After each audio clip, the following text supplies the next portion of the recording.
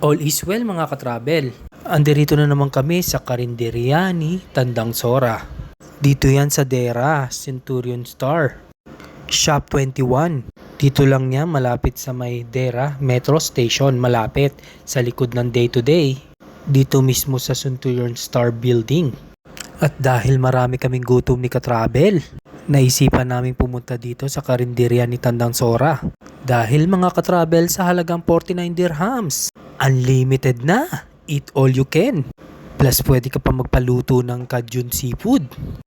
Plus may mga barbecue sila at isaw. Masasarap na street food na pang Pinoy. At syempre marami ring klase ng ulam. So tara, pasok tayo dito sa Karinderya ni Tandang Sora! At ito na nga mga katravel. Ito na yung mga menu nila for this day.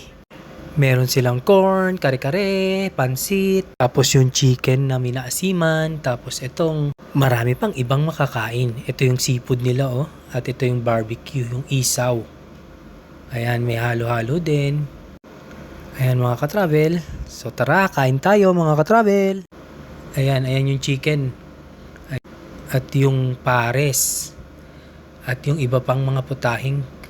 Tara, tikman natin mga katravel. Ayan mga katravel, samahan nyo kami ni katravel. Papaluto muna kami ng Cajun seafood.